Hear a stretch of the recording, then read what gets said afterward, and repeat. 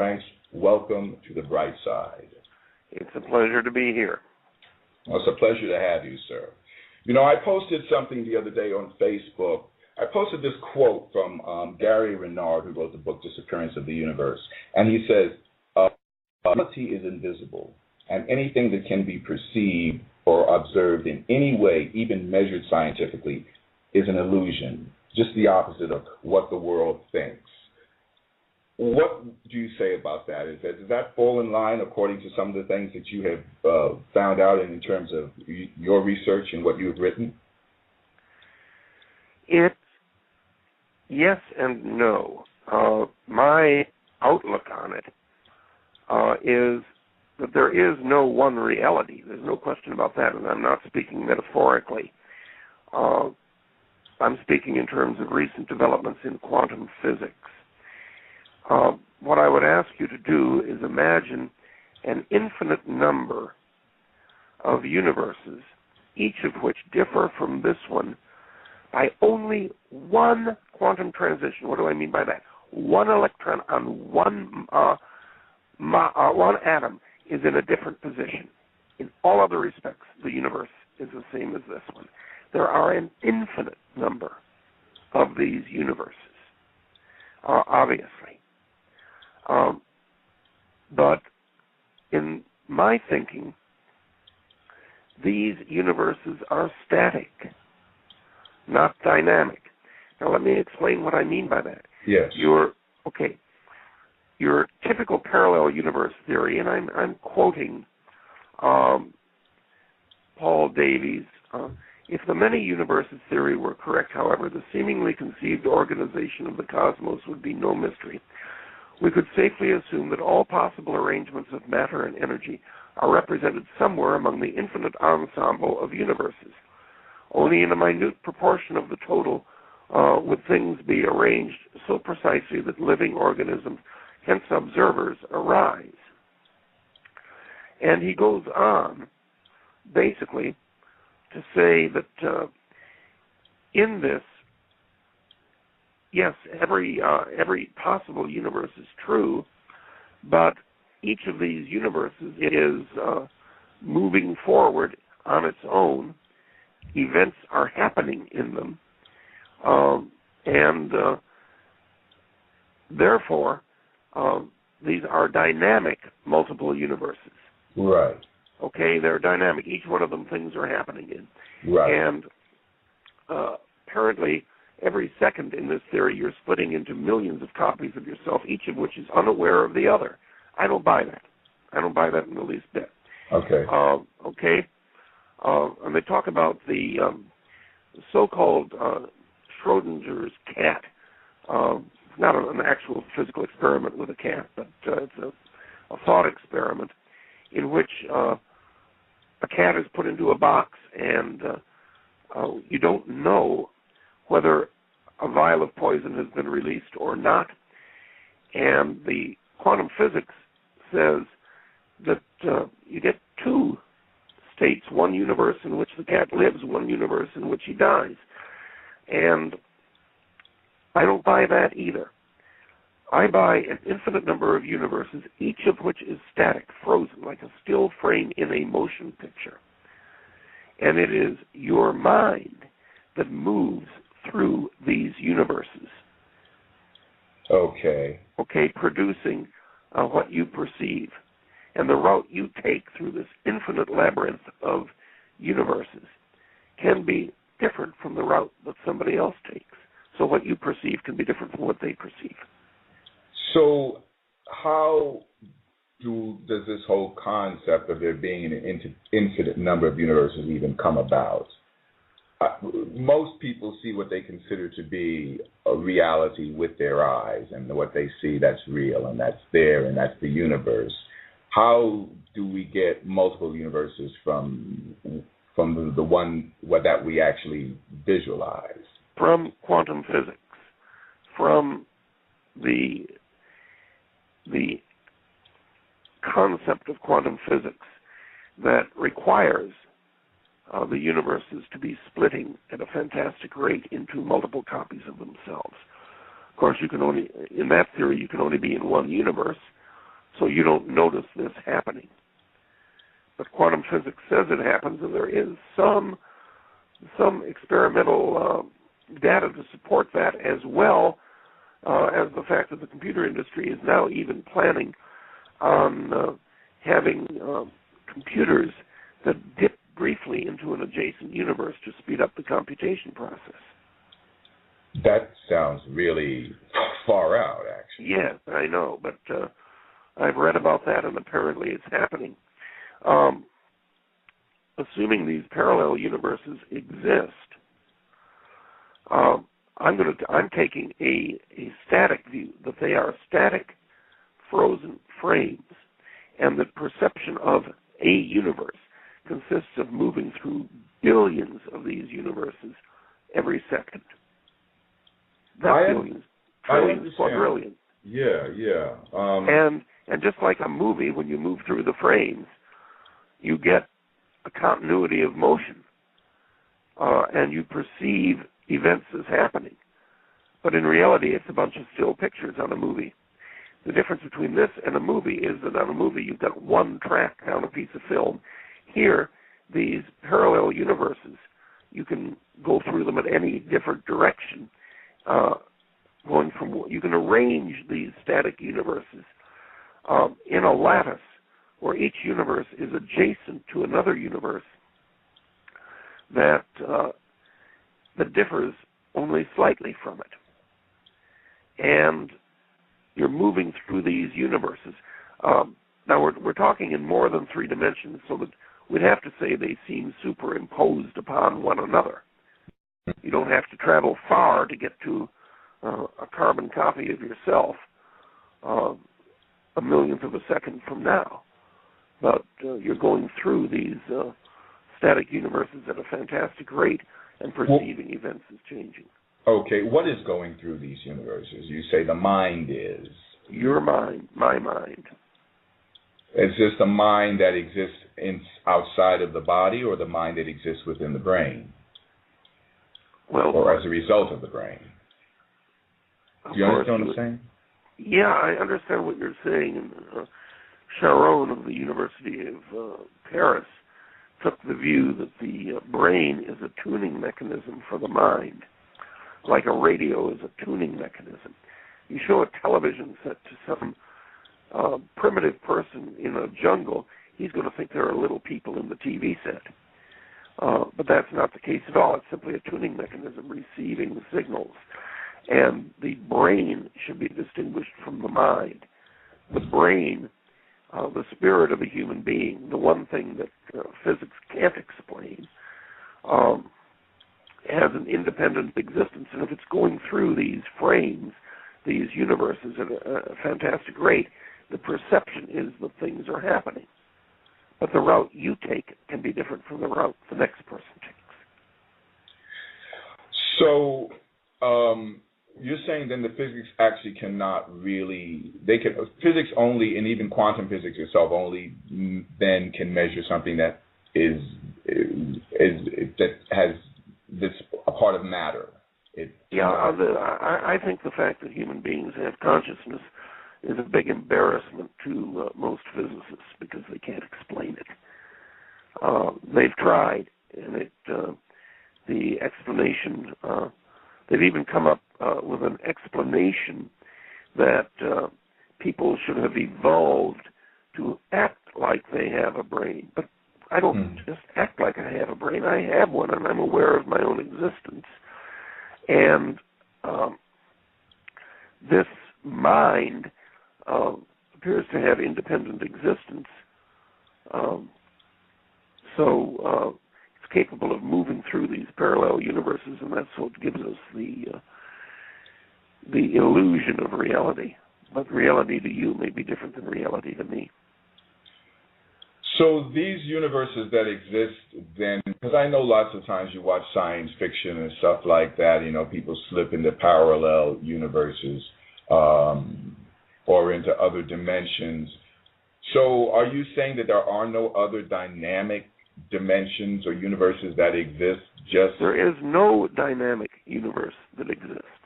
Uh-huh. There is no dynamic universe that exists. We are moving through universes at a fantastic rate, which gives us the illusion of dynamicism. But we're moving through these universes, much like when you go to the movie, it's moving through a series of still photographs, and you get the illusion of motion up there. Of course, there you're talking about, 24 frames per second, and here we're talking about quintillion frames per second. Okay. Okay, I follow that. I mean, that actually, I want to say makes sense. What it does do is it really points out, even from what you're saying right now, how important consciousness is to the whole thing. I mean, without consciousness, then nothing would be going on at all. You just have a bunch of static universes. That's right. There's your answer to, if a tree falls in the forest and nobody is there to hear it, is there sound? And of course, you don't have a tree falling in the forest. You have universes adjacent to one another in which the tree is in different positions. Oh. And if somebody is going through those frames, they perceive a tree falling and sound being made. Okay. So this is very close to the fact, and then if something is not observed, then it's not occurring. Right. All right. It takes a mind to perceive events as occurring. Now, when you started this book, what got you started on this path of thought? Because you're a lawyer, and law is your main thing. What was it that made you diverge off into this? Or maybe not, because you were involved in astronomy since you were young, but is this a similar interest, or you had an interest in it, or what sparked that? Definitely an interest in cosmology dating back to high school, and wondering what the universe is all about, and trying to reconcile in my mind parallel universes. And one day it came to me: these are not dynamic, separate universes, each doing its own act. These are just still frames, and we're taking a route through them. You can arrange, if you assume that there are an infinite number of universes that differ from our own by only one quantum transition. One electron's in one different position on one atom somewhere in the universe. That's a different universe. And some of them differ greatly. Taylor has a wart on her nose. Yeah, and this is my question. Who conjures up these images, these different universes? Who makes them happen? Where did they come from? That's my question. Well, spontaneous reality, nature abhors a vacuum, so every possibility exists. And if every possibility exists, and you can make a trip from one to the other, and you are in fact involuntarily doing so right now as you listen to this, you perceive this as one reality, but it's your reality. Okay? It's your reality because somebody else's route through the universes may be slightly different or radically different. Now we get into questions as how miracles occur. Mm-hmm. Okay? Well, you just go through a route. If somebody is, and whenever a miracle occurs, there's always a physical explanation in hindsight. But what if somebody is able to manifest themselves? For example, let's take a dread disease like cancer. Right. They're able to imagine the tumor getting smaller and go through a series of progressive universes in which that tumor gets smaller and smaller and smaller. Mm-hmm. Of course, after the fact, the theory will be that the chemotherapy worked, but it may well be that their mind took them through the correct route to get out of the situation. So then our listeners can really utilize their imagination, because imagination it sounds as if that's the key to being able to... Yes, absolutely. Absolutely. Okay. Absolutely. And Christ himself said, if your faith was strong enough, you could move that mountain. True. And he proceeded to wither a fig tree right in front of the eyes of his apostles. Well, how did he do that? He took them, I guess, on a ride through adjacent universes in which the tree progressively got drier and drier. Well, my question to that would be then, somebody else came along down the road and they saw a dried tree. Now, somehow their universe intersected with his as well then. Absolutely. Absolutely. Is there a main path through these universes from which we can only deviate slightly? Now, that I don't know. I don't claim to know that.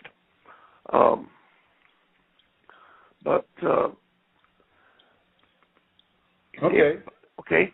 Yeah, that's fair enough. I mean, that's fair enough. I think that you've done a lot just in terms of being able to, to support the idea and the theories that you have put forth in the book, because it is obvious that throughout time miracles have occurred and people have experienced them, and people have experienced healing from cancer, and I think that if they were able to somehow access the universe in which they didn't have it, then that certainly sort of works. It works for me. It's the question as we continue to talk about this is just how it all gets put together. And I'm observing myself as I'm thinking now, because I'm thinking, okay, well, gee, I can go here, I can go here, I can go here, and I guess each of those would be somewhat of a different universe that I could enter into. Would that be correct? Okay. Absolutely. Okay.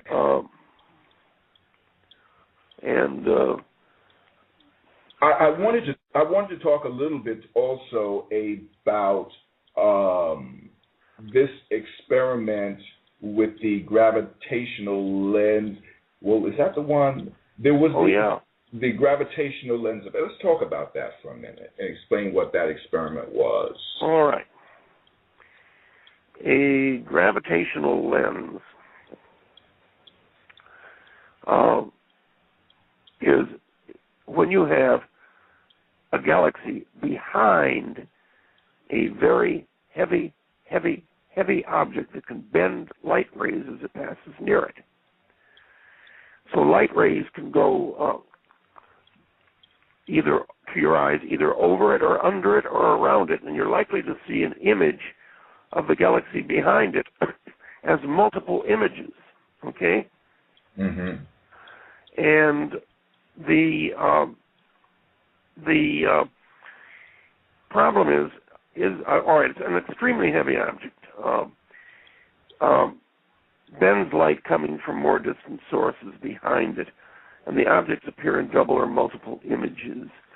And the question is light it behaves both as a wave and as a particle. Is a given wave of light coming both ways, or is it coming only one route? Mm-hmm. And you can freeze the light. You can determine it. I'd like to give you a little different scenario than that. Okay. Let us assume, and this is proven science, that a star, 1 million light years away, it takes light 1 million years to get here from that star. Mm-hmm. It emits a photon. An atom on that star emits 2 photons simultaneously, as tends to be the case, one going in one direction, one going in the other direction. Okay. That photon is polarized light, vertically polarized, horizontally polarized, polarized at an angle, but it's polarized light. When you can change the polarity of polarized light very easily by passing it through a series of polarizing filters till you get it from vertical to horizontal or vice versa. If you just put up one polarizing filter at right angles to the polarity of the light, it doesn't come through. But if you can turn that photon. Now, here's the catch. When that photon hits,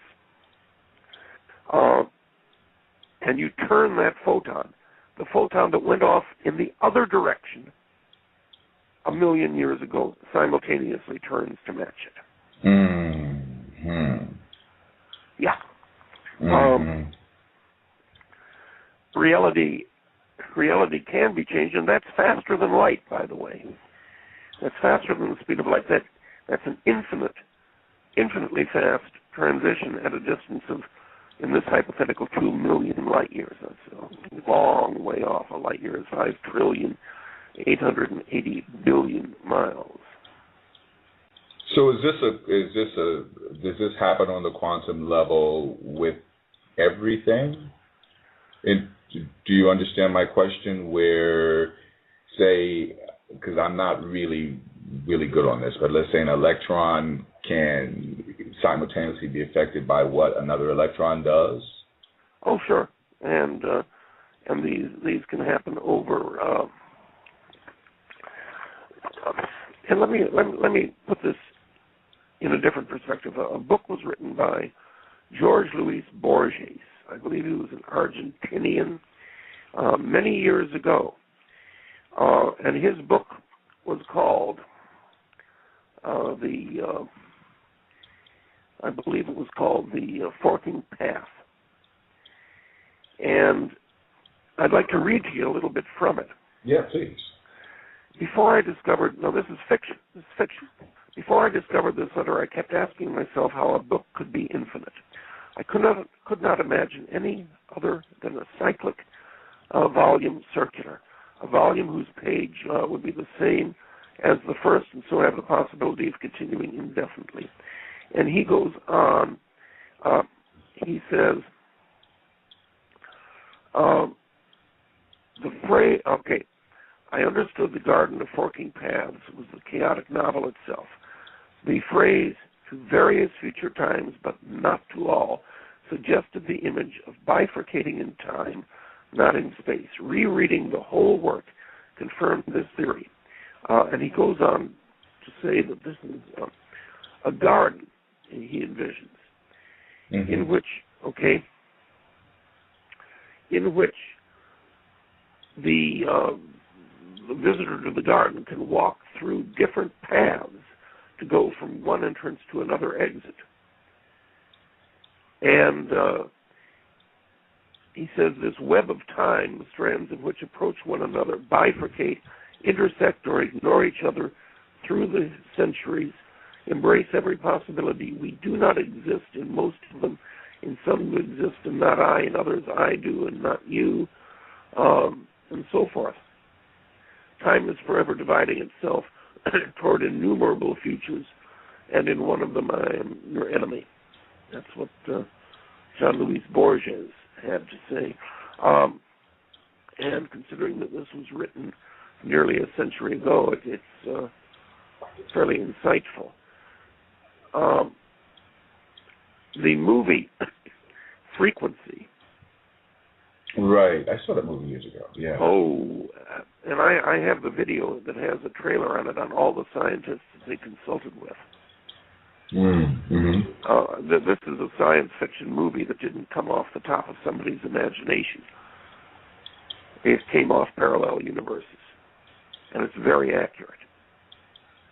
Well, that might be a movie for people, our listeners, people that are listening in, actually to think about and go and take that video, because I'm going to do that myself, actually, and take another look at it. I certainly enjoyed it when it came out, but it might be good to go back and, in light of your book and the discussion that we're having, take another good look at it and see what the possibilities are for us out there. Oh, now, yeah. I think you have there not only parallel universes forking or splitting into the future, but also into the past, with different pasts being possible, different past histories. So then the future can change the past, then? And that's proven scientifically and experimentally with the aspect experiment in Paris, France, with light. Einstein came up with, and he wasn't comfortable with it, the causal order postulate that said for event A to cause event B, event A has to happen earlier in time than event B. And that has now been experimentally disproven at the quantum level. Okay. So you're saying that event A doesn't have to happen earlier than event B, To cause event B. To cause event B. Correct. It could happen after event B? Or at the same time? Is it everything happening at the same time? After. After. Now, if we're going to go to the Schrodinger cat model, you have to, the multiple states of the cat, living and dead, coexist until somebody takes the lid off the box. And then for that observer, it no longer exists. I don't think past events can be changed if you know the result in the past. Okay. Okay. But are we going to talk about the efficacy of prayer and manifesting? Suppose you have a friend who's taking an airplane flight to Los Angeles, and you hear on the news that a plane going to Los Angeles has crashed. Now, that person's some would say that person's either already dead or already alive. It doesn't do any good to pray about it or to do candle magic on it or so forth. But since you don't know the result, you can modify the past.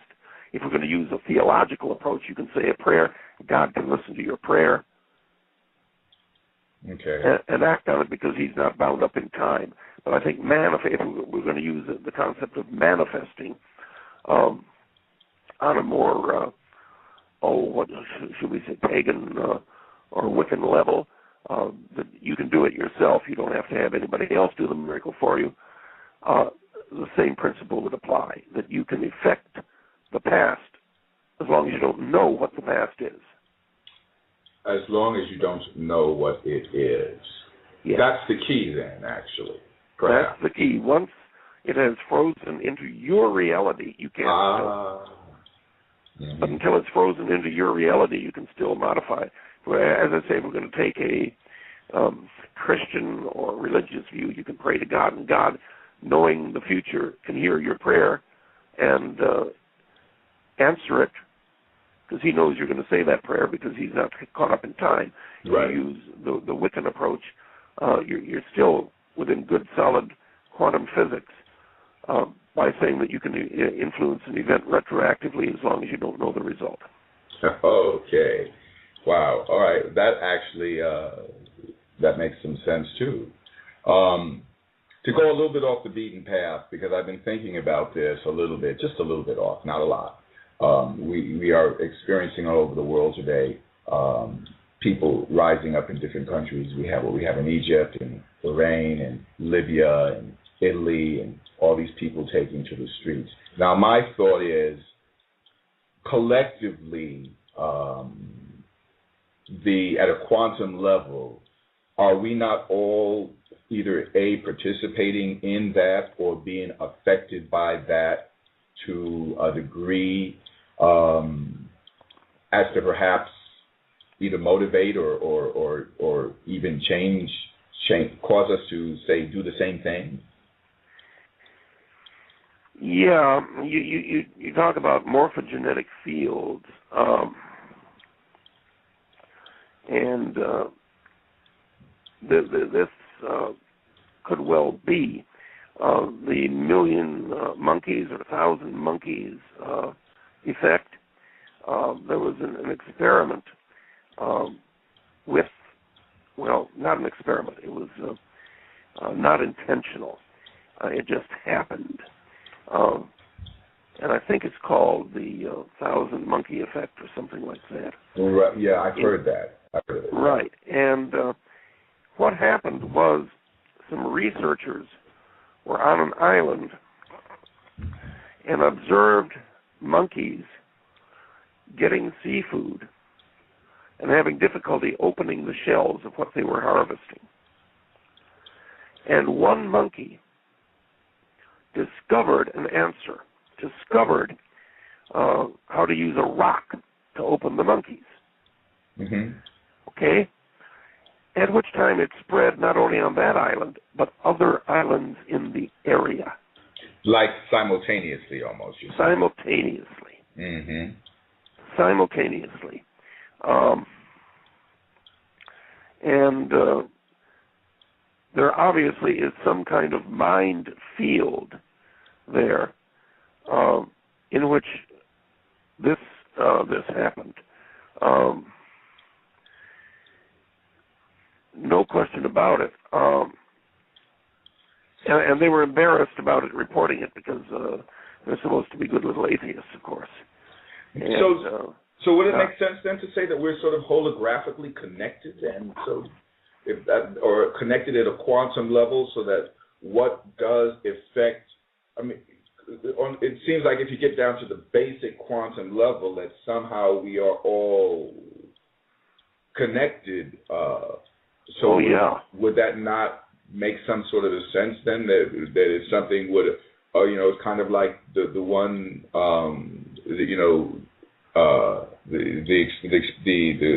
the gravitational lens effect, I guess, where the one photon turned just because the other one did. So would that not sort of have some kind of effect upon us that way as well? So that maybe, for instance, if we get to a point where we become more conscious of ourselves, that sort of begins to just manifest individually as well all over the world. Oh yeah, but I think the 1,000 monkey or million monkey effect happened without mass communication for the monkeys between these different islands.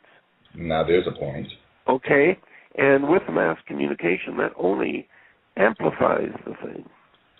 And you're having that also with the demonstrations in Wisconsin, which are multiplying into Ohio and other states. You're going to be getting them in many different states. And how much of that would happen even without mass communication is, of course, the question. That is the question.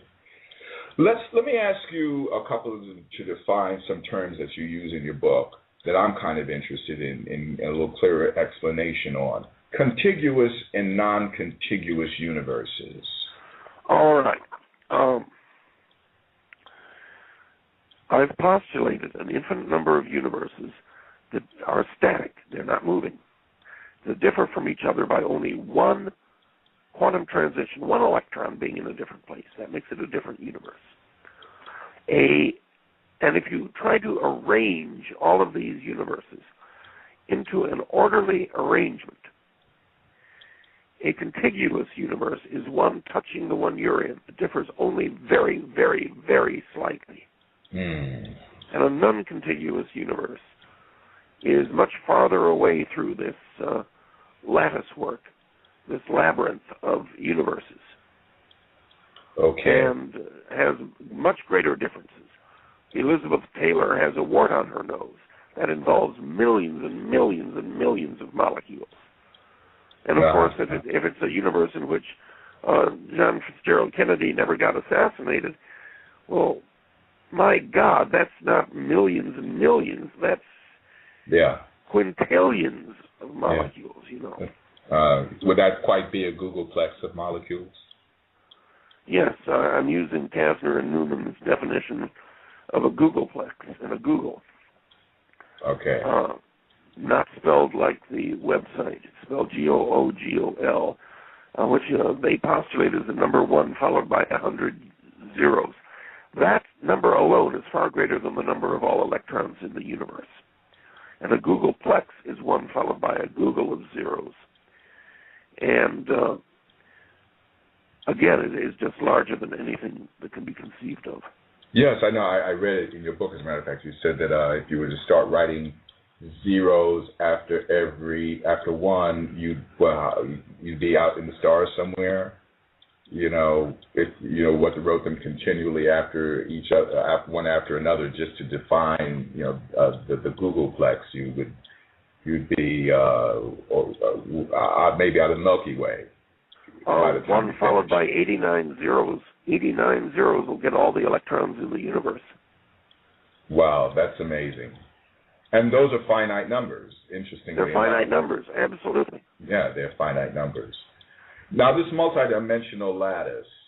So you're painting a picture that I'm beginning to see, and I don't know if the listeners are seeing it or not, but this multidimensional lattice. Let's talk about that a little bit, because that lattice consists of the contiguous and non-contiguous universes squeezed into what? Into what are they in? Well, they're really superimposed.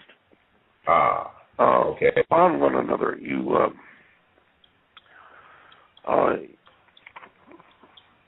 squeezed into what space? I don't know what space this would occupy, but you go into an adjacent. We've been through trillions of them, quadrillions of them, just in the last couple of seconds of contiguous universes, and we perceive it like you perceive a motion picture. Because they're contiguous, and therefore everyone is next to every possibility, every possible variation of the one you're in. Okay. But you can go off in different directions and have different events that, depending on what series of frames you go through, that would be seemingly contradictory. In other words, in one of them, John Fitzgerald Kennedy lives, in one of them, he dies.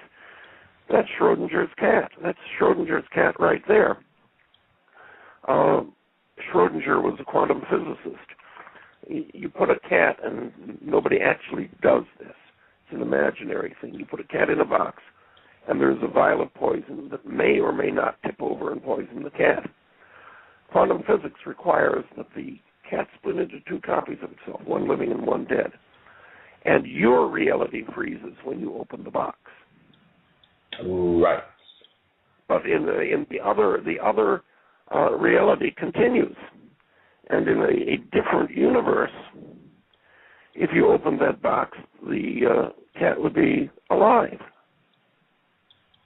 Okay. Yeah, I'm trying to get that Schrodinger's cat thing. That's still a little bit hanging out there on the peripheries of my mind, because it's something that we're imagining to start with, which... Well, yeah, it's not going to do you any good, and it would be animal cruelty to actually conduct the experiment. This is true.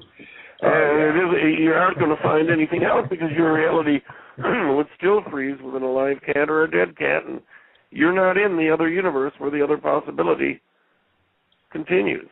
Right. Okay. Yeah. Very, very interesting. Now,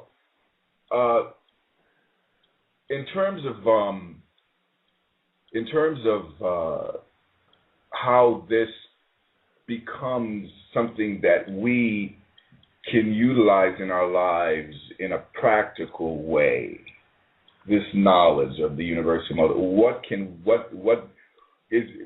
we do? Do we sharpen our minds a little bit more so that we maybe use our imagination more, so we can move around and maybe draw on more possibilities? The practicality of it is there's no limit to what you can do. Christ got it right when he said if you had enough faith, you could move that mountain. And Wicca's got it right on the same track, that you have unlimited potential with your mind. I haven't yet discovered how to move mountains, but certainly by imagining things vividly, we tend to cause them to come into being. And fear is imagining a bad outcome, and sure enough, you get the bad outcome. But as you imagine, things tend to go. That doesn't mean they will all the time, but there's certainly something to it. There's something to candle burning. Let me give you a couple of my websites here. Yes, please. Okay. Magical Miracles, that's one word, everything's lowercase. Everything's lowercase. magicalmiracles.com / and I'll give you some different words. They all end in .htm, but you can go candlemagic.htm. Mm-hmm. You can go wicca.htm. You can go prayer.htm. You can go miracles.htm. On magicalmiracles.com / miracles.htm or prayer.htm or wicca.htm or candlemagic.htm, lovespells.htm. Okay. Okay, now this is more oriented towards the paranormal. I also have a website, manyuniverses.com, which is more scientifically oriented. Okay. All right. That's many. But if you use Magical Miracles, you've got to do the / and .htm, or you're just going to be redirected to the Many Universes website. Okay, and it's possible also to order your book through both of those websites. It is possible through the website or through Amazon.com, but I have a link to Amazon.com, and I've got a sample chapter up there that you can look at. Now let me ask you something. Okay, everybody, do you hear that? I think it's a good idea to take advantage of that. And which chapter, by the way, do you have up there?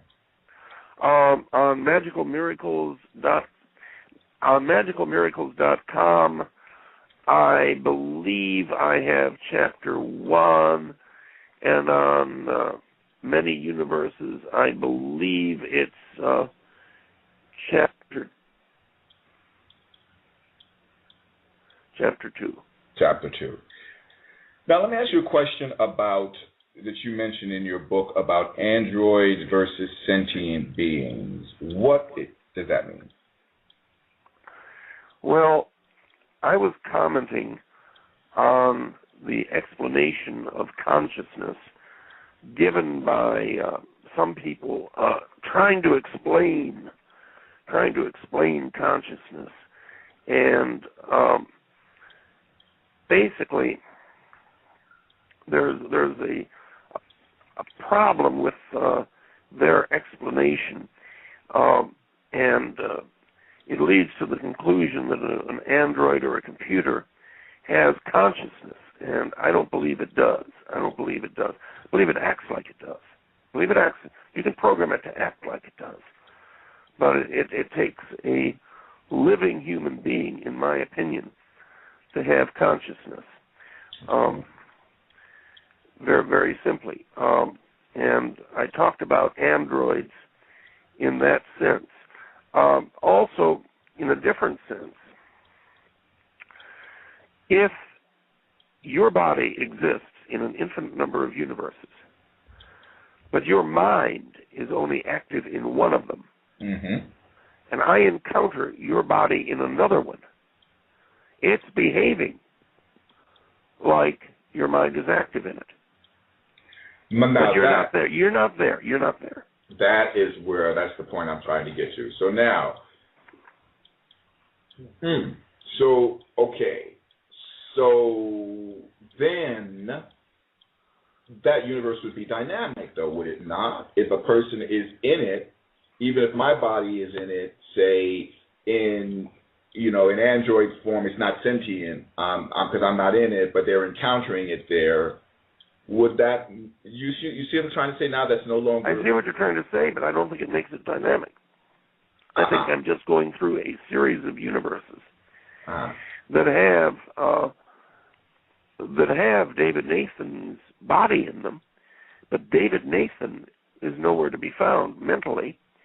But it's behaving as if David Nathan, because each adjacent universe is a quantum transition from the one we're in, a very plausible next step.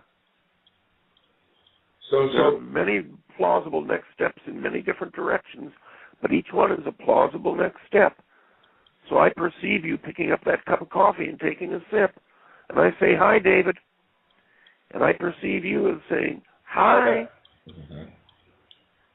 But you're nowhere to be found. You're in a different universe, at least at that moment. Okay, see, now that's, I'm trying to wrap my mind around that. That would mean then that it's possible that we run into people all the time that aren't here. We're just interacting with their body, but... Go down to the polling place. You'll meet a lot of them. Okay. Interesting. Interesting. You also said something in the book about say in terms of a mass tragedy where lots of people die, that the possibility of them shifting over into an alternative reality prior to, say, whatever the disaster is that struck? Oh, it is absolutely possible that we perceive that an atrocity has occurred, but that some or all of those people, their consciousness went into a different universe where the tragedy did not occur. That's possible. That is possible. Sure. Okay. Remember, one conclusion of Schrodinger's cat is that your consciousness is immortal. That is a necessary conclusion of the Schrodinger's cat hypothesis, referring to Edwin Schrodinger, a Danish quantum physicist back in the 1930s. In other words, there must always be a copy of that box in which the cat goes on living. Okay. So it would appear that your consciousness will be somewhere at any point. A reasonable conclusion of Schrodinger's cat is that you're immortal. Okay.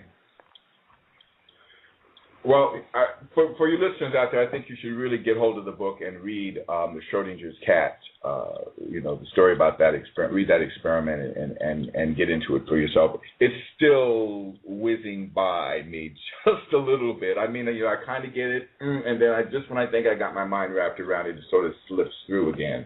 But there might be some people out there that can really grasp it. And the book is selling better. The book sells better every year.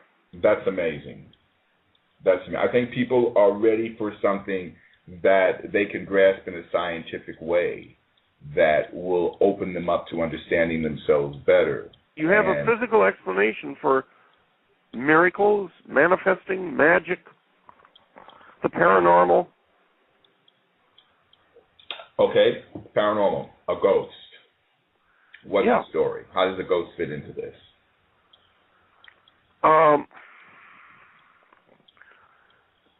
A ghost fits into it in that it is an apparition that exists in the particular string of universes that you are going through. Whether that ghost is real and inhabited by a conscious mind or not is something you have no way of knowing. Mm-hmm. But anything that you can perceive is real. Okay. And in a very real sense, it says that reality is created. This whole hypothesis says that reality is created by your mind, does it not? Right. Well, that is what it's saying. It's saying that we go through this lattice work of connecting and interconnecting contiguous and non-contiguous universes in a jiffy, creating our own individual reality, and each person is creating their own reality. Right, and a jiffy, of course, is a term for the smallest unit of time. There are more jiffies in 1 second than there have been seconds since the creation of the universe. When I first read that term, I have to tell you, I had to laugh because, one of the things my mom used to always say is, I'll be there in a jiffy. This could happen in a jiffy. This happens in a jiffy. She used that term all the time. And I thought back to it and I was like, well, wow, she did she have any idea that a jiffy was that? Well, probably back then she did. Probably back then science didn't, but they've used the term for the quantum unit of time, which is tremendously short. As I say, there are more seconds. There are more jiffies in a second than there have been seconds since the universe began some 15 billion years ago. Wow. Well, people wrap their minds around that. But let me read to you.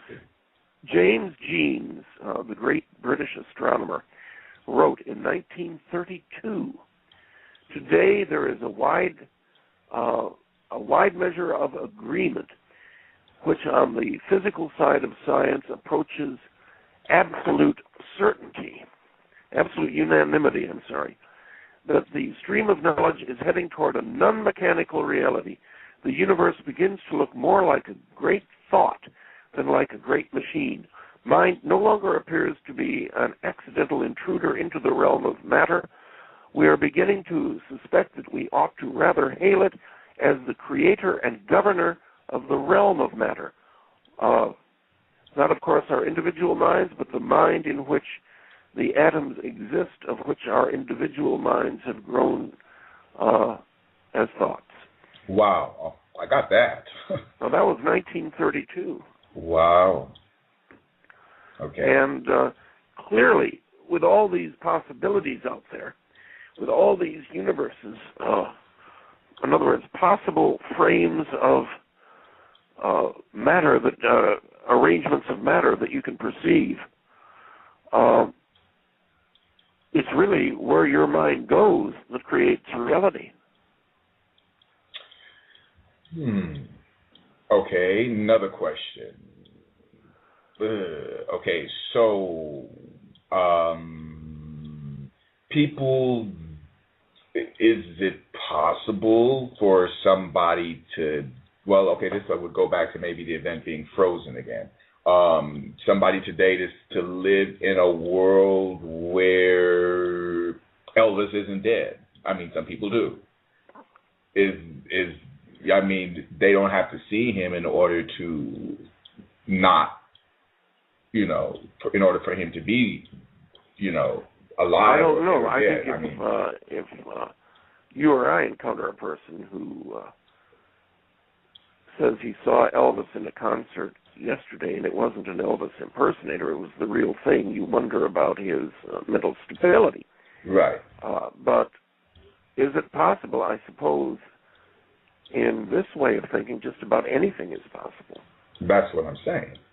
So maybe in this person's world, that's just what happened, which sounds really strange. However, it's also probably totally possible. So that's just a thought that occurred to me as we were talking about this. I can't deny any possibility that's consistent with the laws of quantum physics. Well, and there's something. Just about any quantum transition from where you are now is a possibility. Okay. I want our live listeners, you guys out there, pick up the phone and give a call in. We're approaching call-in time. I'd love to hear your questions, and it's a toll-free call, so don't be shy. Professor Franks, is the universe a hologram? Or it's not a universe. It's many universes then. I'm just getting to grasp. I'm not taking... There's no such thing as the universe. Well, yeah, there is. I call it a super universe with all the possibilities. Quantum physics tends to call it a multiverse. I'm not using it in the sense that the word super universe is used in Urantia or the psychic quasi-religious sense, but just as an alternate term to distinguish it from multiverse, because I think the super universe is totally static, and the only thing that's moving is your mind and mine. And is there a generally heavily trodden path through it versus going off on sideways, on side roads? Probably. But I think there's no question that there's more than one path through it. Well, it seems like to me that if there's a collective consciousness or a collective agreement, then maybe that collective agreement is the broader paths. Sure.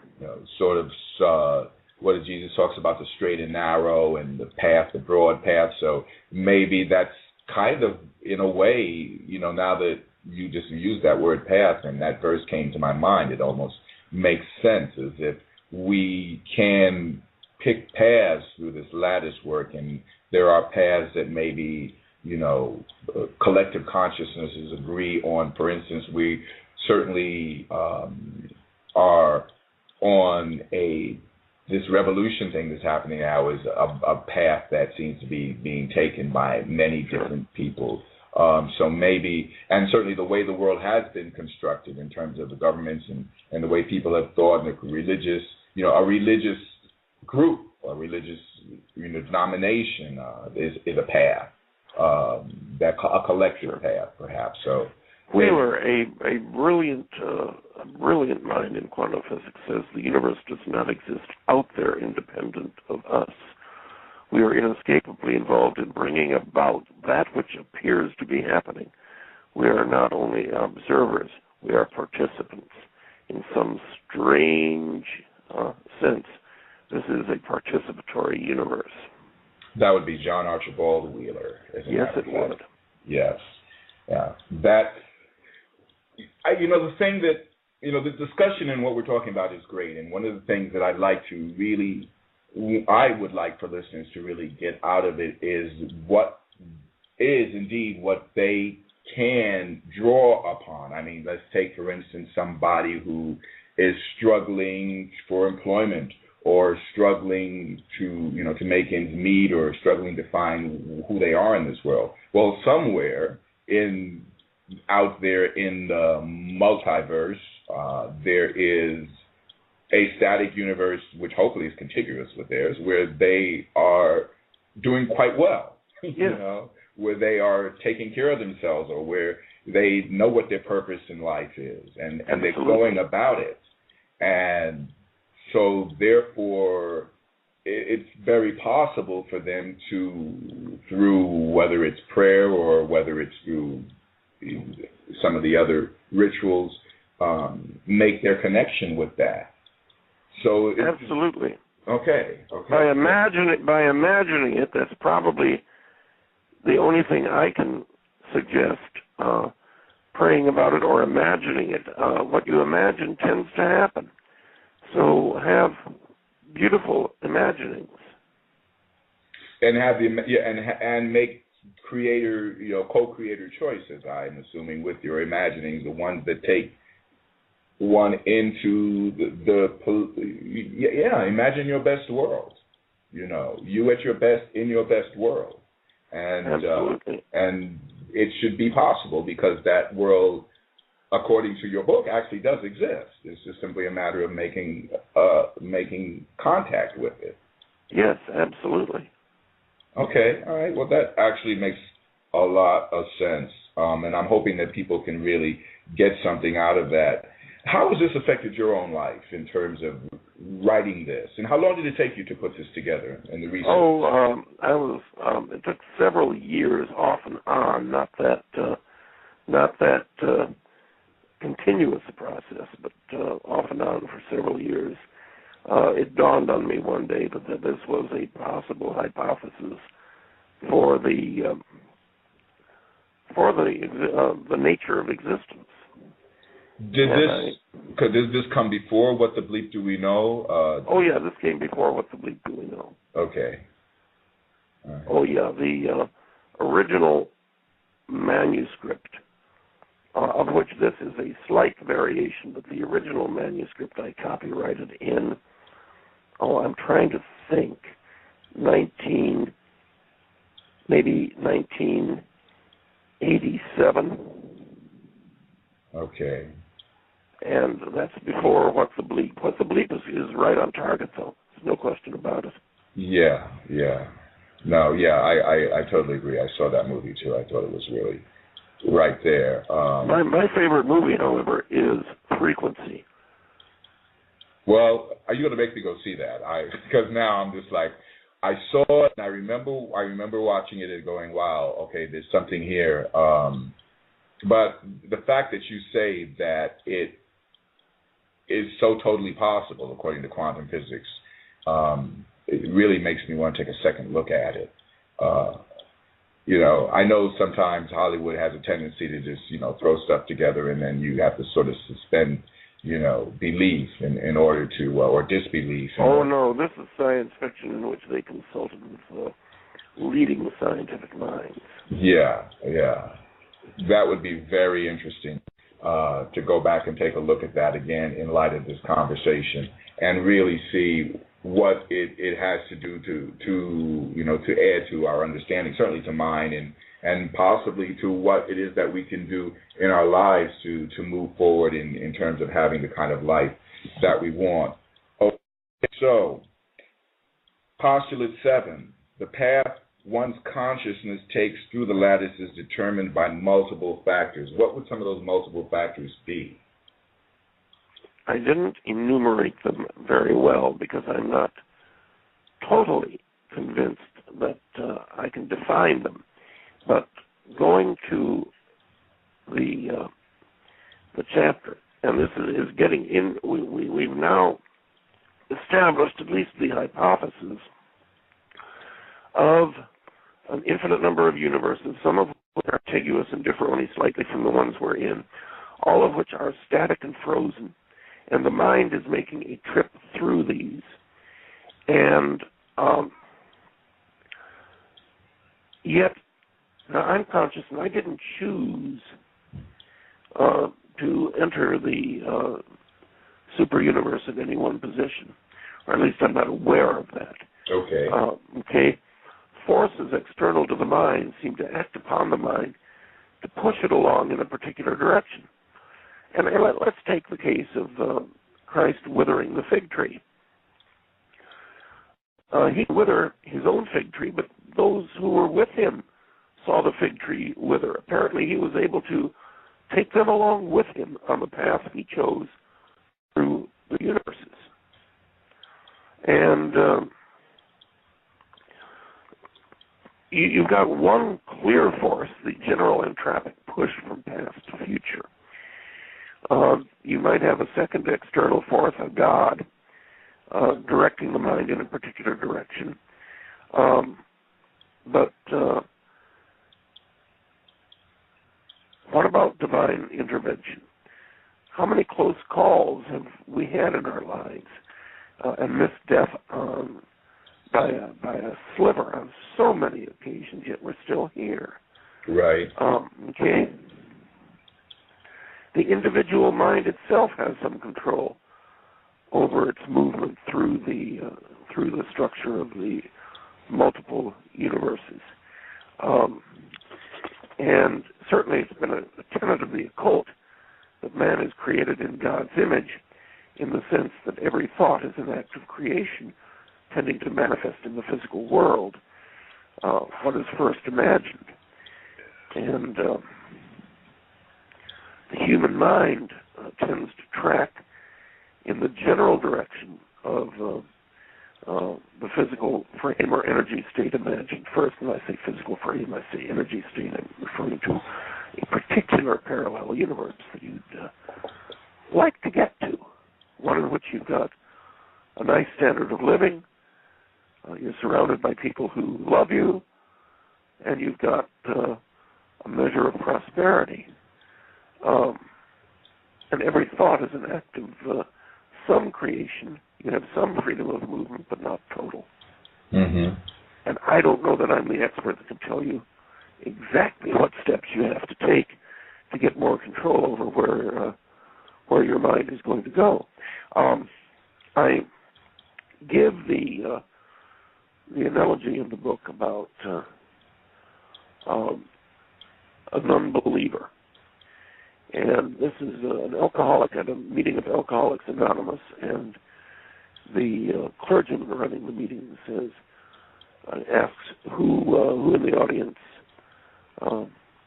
doesn't believe in God. And some hands went up, and the preacher then asked if there are any, said, surely in time of deepest need, some of you had to believe in God. Is there anybody here who never has? And only one hand shot up. And the preacher said, surely there must have been a time in your life when you felt all hope was lost and you actually said a prayer. And the man admitted that once he had been on a hunting trip in the far north of Canada, and he strayed away from his colleagues and from the campsite and got lost. And darkness was falling and it was getting cold. And he had left his jacket and his rifle back at the camp. The sun was setting, temperature falling, and he tried calling, shouting, but nobody heard. And then it started snowing. He had not the foggiest notion which direction to go. And he said, yeah, I admit I did say a prayer. The preacher said, well, your prayer obviously worked. You're here to tell us about it. No, said the man, if an Indian on horseback hadn't ridden by at that very moment, I'd be dead now. I know people that think like that. Think like that. Let's take this caller and see what we have here. Give us a second. Okay. Hello, is this Will? Yes. Am I on? Will, how are you? You're on the air with the Bright Side. You have a question for Professor Franks? Yes, thank you. I listen to his show a lot. I have a question to ask him about parallel universes. In 1943, there was supposedly an experiment with the USS Eldridge. Which is known as the Philadelphia experiment. Oh, yeah, I've heard of that. Supposedly, they used Tesla technology with electromagnetism and trying to create a field for a camouflage of the ship, but supposedly the ship disappeared and went, what they thought at that time, to another dimension. Now, I'm just curious, is there a difference between if that ship went to another dimension or a parallel universe? Is a parallel universe also considered going to another dimension? Sure, or are they two different things? Same thing. The USS Eldridge, apparently using Tesla's technology, went into another dimension, but apparently Tesla's technology had not been perfected, and of course we know that the thing went horribly awry. Right. That would have been a static universe. This is where I'm sorry, Will, I don't mean to cut into your question, but that's okay. That's okay. Is this a static? I'm back with that static dynamic thing again, according to you. Professor. Well, everything looks dynamic. I'm saying it isn't, but it all looks dynamic.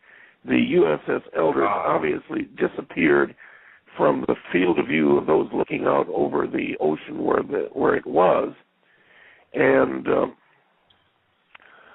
those on it were transported to a different reality, a different place. Unfortunately, the thing went horribly awry, and people got stuck halfway, with their head through the deck and that kind of thing. And it was a tragic thing, and it's been obviously suppressed. But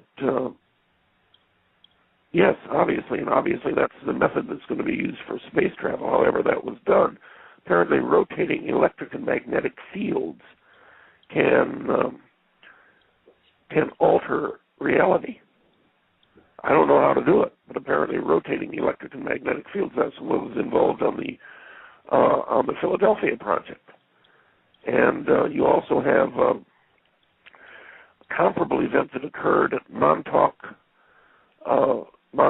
Long Island, New York. The Montauk project, right? Yeah. Yeah, where some experiments were done in terms of time travel, and it's certainly possible. It's certainly, science is beginning to feel that time travel is possible. Will, does that answer your question? Does that help you out there?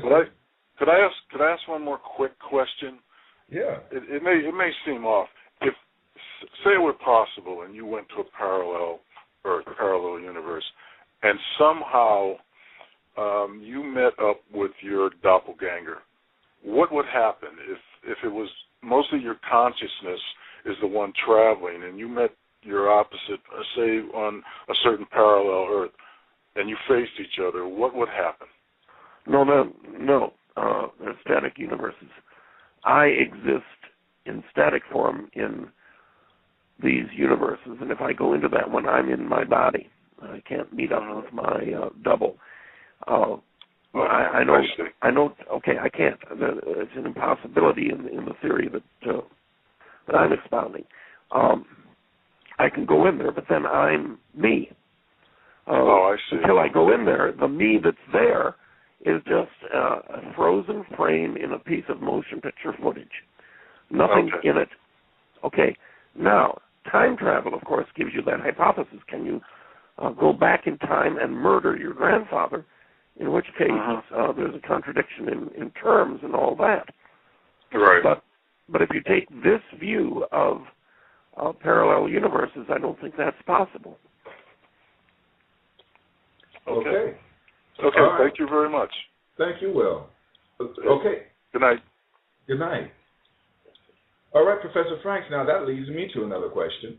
I've seen on YouTube the video of some gentleman over in Europe that, now how does this go? He was repairing something under his sink, and a portal opened up, and he went through it and stepped into the future and met his self. And he took pictures of his older self. He and his, okay, maybe this is just cracky, but he took pictures of him with his older self. They had matching tattoos and everything. Is this possible, according to your theory? I don't think it's possible to go into, no, not physically. No, I don't see how that's possible. I think you can go into the future, but then you're you as you would exist in that future. Okay? Mm-hmm. So I have trouble with his going into the future and meeting himself and shaking his own hand and so forth. Right. Yeah. Okay. I have trouble with it. And I'd like to see the YouTube video, but my suspicion is one of what's called a hoax. I don't know. I'm a little bit skeptical about opening up your kitchen sink and finding a portal and going through it and being in the future and meeting yourself. It just doesn't seem to me to be the way things happen. All right, well, I'll tell you what, if we can get our offices to get a hold of that, we'll send you a copy of that so you can take a look at it. But let me ask you this about time then, because this is, time is what is time? It's obviously an illusion. Can it be measured? Does it turn around on itself? What are your thoughts on time? Time, if all copies of the universe are static, not changing, not moving, time is the illusion of traveling through them, spending a jiffy, that's the smallest unit of time in each universe that differs from the previous one only in some very minute manner. Okay. And so you perceive motion, you perceive cause and effect, you perceive things as happening, but it's an illusion. So, because this is something that I've certainly thought about, because it seems like there are different points of view out there. But if I were to go back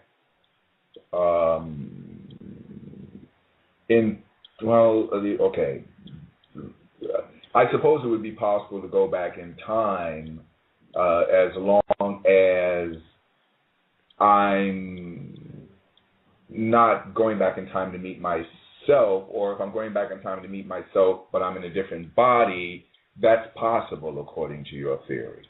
I would think so, and I would think that there is no way you can murder your grandfather. You think there's no way you can murder your grandfather? That's correct. Okay. It's not going to happen. I don't care how hard you try. The bomb's not going to go off. The gun's going to misfire. That would can't make happen. Yeah. You can't have the contradiction with the present. Mm-hmm. Do you believe in reincarnation? I'm skeptical of it. Mm-hmm. I don't want to give a hard and fast statement of belief because I have a skeptical, open mind. Okay. Because I've read, things where other people have claimed that they have made physical connection with themselves in another body from a future time period or from a past time period. And that's why I'm asking. because I also, I was trying to wrap my mind around that concept itself and the possibility of it. About 35 years ago, I brought a friend to New Orleans who was quite psychic. And touring it, she kept directing me down streets. She had never been to New Orleans before.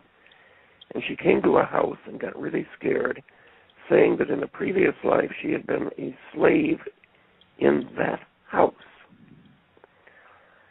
And I asked her what color the house was painted back then. It was white now. And she said pink. Mm.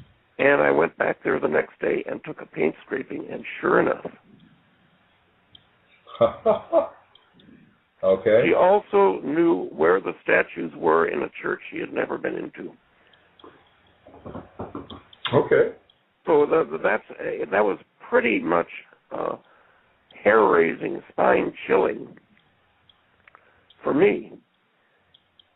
But still, I don't know if her connection with the person who was in there is simply a close psychic bond, and it's a distinct, different person, or whether it was really her. Mm-hmm. Okay. See, I'm having trouble with that. I don't know, but I don't need it for this theory. The hypothesis is pretty good once it comes clear how the parallel universes are arranged. And those who basically deny the spirituality of man have real trouble with the idea that we split into millions of copies and each one is conscious and doesn't know what the other one is doing. No, there's only one me. There's only one me. And I'm aware of my existence. I don't act like I'm aware of my existence. I am actually aware of my own existence. And I don't just behave like I should have evolved to be aware of my own existence. I am aware, and that can't be explained. Julian James came up with a theory on that many years ago, and it totally tried to explain consciousness. And it's the one thing science can't explain, you see. But James, in 1976, talked about how the human mind evolved to have a bicameral mind and an executive part and a follower part, and consciousness evolved out of the breakdown of this bicameral mind. He did a fine job explaining his idea, but the fact that something has survival value doesn't explain how it came into being. Assume, for example, there'd be survival value in man's teeth being made of industrial strength diamonds. Well, that's great, except man's never going to evolve to have industrial strength diamond teeth because diamonds can only be synthesized in a high pressure blast furnace. The fact that something is useful to survival value doesn't prove how it came about. And that's the one thing that science admits it can't explain. Okay. I'm happy to know that there are certain things that are certainly beyond science, because then that allows for an infinite. Obviously, if science can measure everything, then that seems to me to be to make things kind of finite, and then all of a sudden it takes makes life a little mundane. But to have something in terms of our consciousness that seems to be greater than everything and unmeasurable, that does allow for mystery, and that allows for life to be full of promise and full of potential. That and without that, I mean, it would really not. It'd be far more unpleasant than it sometimes seems to be right now. Absolutely. So I mean, that's a great thing that they can't do that. So we live in the world that we see with our eyes is, first of all, is not solid. even though we think it's solid. Even these physical bodies, I was looking at myself in the mirror a few minutes ago. That's not that physical body that I'm looking at is actually not solid. Is that? Oh no, the space between protons and neutrons and electrons is astronomical, like the space between the planets. You perceive it as solid, but there's far more empty space in an atom than there is filled space.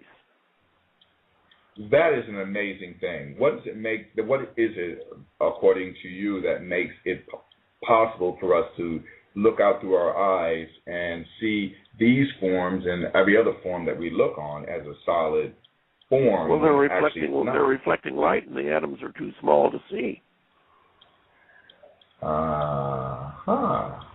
Okay. That seems very simple. And you put your hand on the desk isn't going to let it pass through, even though there's a lot of empty space there.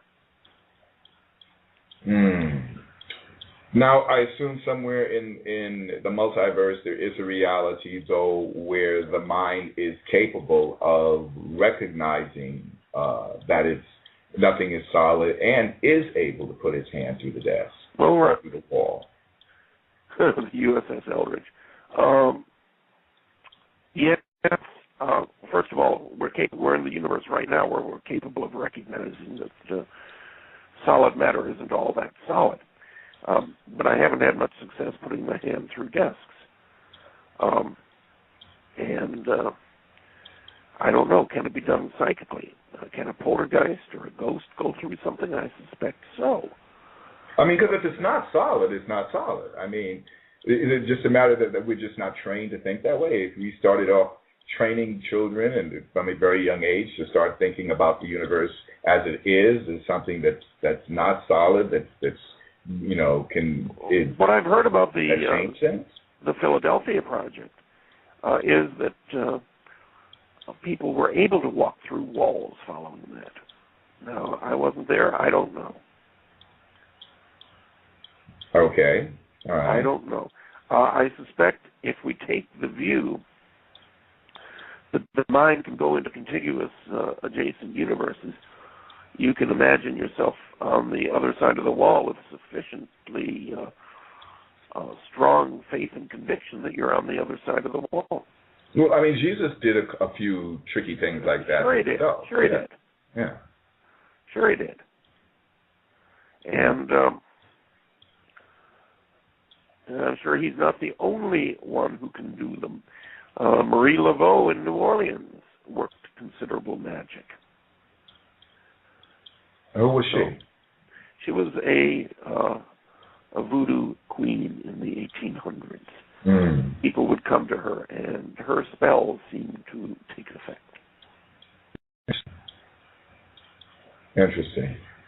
Well, I certainly don't. I'm not asking any of our listeners to try to walk through a wall, but I'll tell you though, I think that one of the things that I'm getting out of what this discussion that we're having, and I said this a little bit earlier, and I just want to repeat it again because I just feel like it's so important, is that we do have a subatomic connection with each other, and I think that connection is one that we can become aware of and utilize to maybe, start, if we're taking, even though we're taking individual paths across the lattice work, maybe we can we're becoming aware of that connection within ourselves and each other, we can start taking a path across the lattice work that creates a reality that's more amenable for everyone, Oh, yes, absolutely. That's fair for everyone, Absolutely. It can get worse, too. It's getting quite frightening in the Middle East right now. Yes, it can.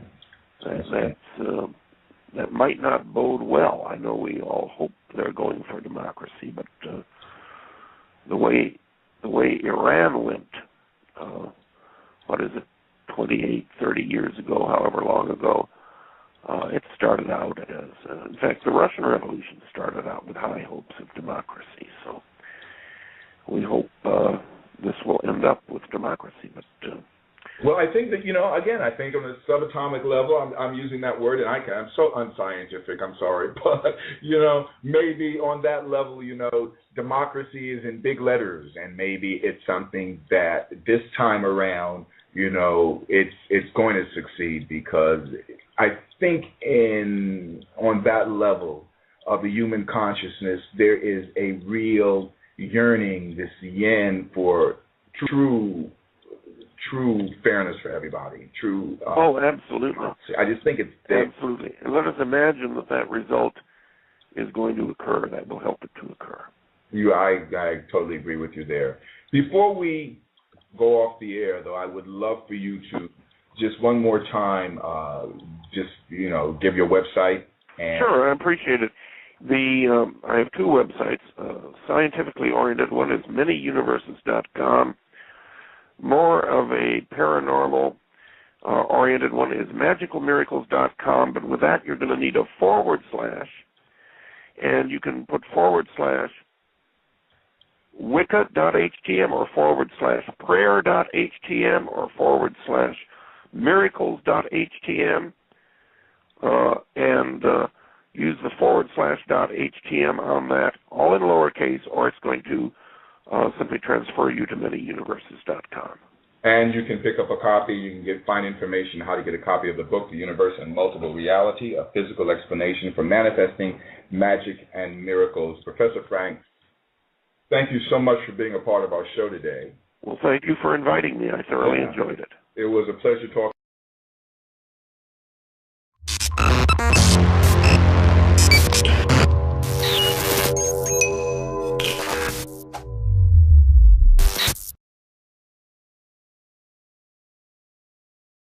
Frank, welcome to the bright side. It's a pleasure to be here. Well, it's a pleasure to have you, sir. I posted something the other day on Facebook. I posted this quote from Gary Renard, who wrote the book Disappearance of the Universe. And he says, reality is invisible, and anything that can be perceived or observed in any way, even measured scientifically, is an illusion, just the opposite of what the world thinks. What do you say about that? Does that fall in line according to some of the things that you have found out in terms of your research and what you've written? It's yes and no. My outlook on it is that there is no one reality. There's no question about that, and I'm not speaking metaphorically. I'm speaking in terms of recent developments in quantum physics. What I would ask you to do is imagine an infinite number of universes, each of which differ from this one by only one quantum transition. What do I mean by that? One electron on one atom is in a different position. In all other respects, the universe is the same as this one. There are an infinite number of these universes, obviously. But in my thinking, these universes are static, not dynamic. Now, I know, but I've read about that, and apparently it's happening. Assuming these parallel universes exist, I'm taking a static view, that they are static, frozen frames, and the perception of a universe consists of moving through billions of these universes every second. Not billions, trillions, quadrillions. Yeah. And just like a movie, when you move through the frames, you get a continuity of motion, and you perceive events as happening. But in reality, it's a bunch of still pictures on a movie. The difference between this and a movie is that on a movie you've got one track on a piece of film. Here, these parallel universes, you can go through them in any different direction. You can arrange these static universes in a lattice where each universe is adjacent to another universe that differs only slightly from it. And you're moving through these universes. Now, we're talking in more than 3 dimensions, so that we'd have to say they seem superimposed upon one another. You don't have to travel far to get to a carbon copy of yourself a millionth of a second from now. But you're going through these static universes at a fantastic rate, and perceiving events is changing. Okay, what is going through these universes? You say the mind is.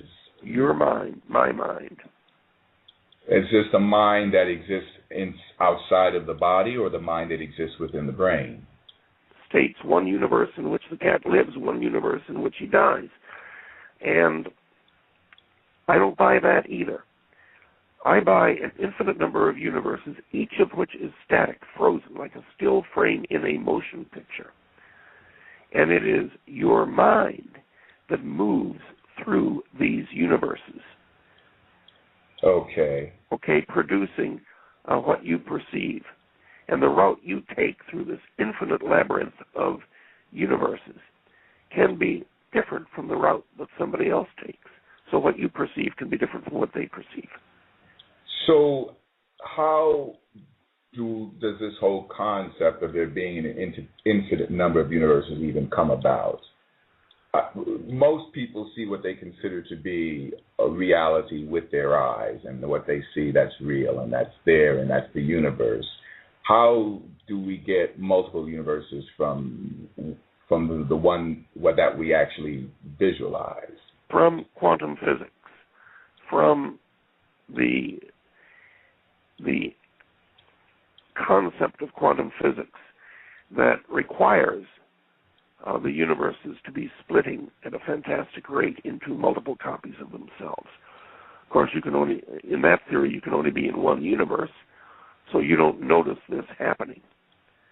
But quantum physics says it happens, and there is some experimental data to support that, as well as the fact that the computer industry is now even planning on having computers that dip briefly into an adjacent universe to speed up the computation process. That sounds really far out, actually. Yeah, let me explain what I mean by that. Yes. Your typical parallel universe theory, and I'm quoting Paul Davies. If the many universes theory were correct, however, the seemingly conceived organization of the cosmos would be no mystery. We could safely assume that all possible arrangements of matter and energy are represented somewhere among the infinite ensemble of universes. Only in a minute proportion of the total would things be arranged so precisely that living organisms, hence observers, arise. And he goes on, basically, to say that in this, yes, every possible universe is true, but each of these universes is moving forward on its own. Events are happening in them, and therefore, these are dynamic multiple universes. Right.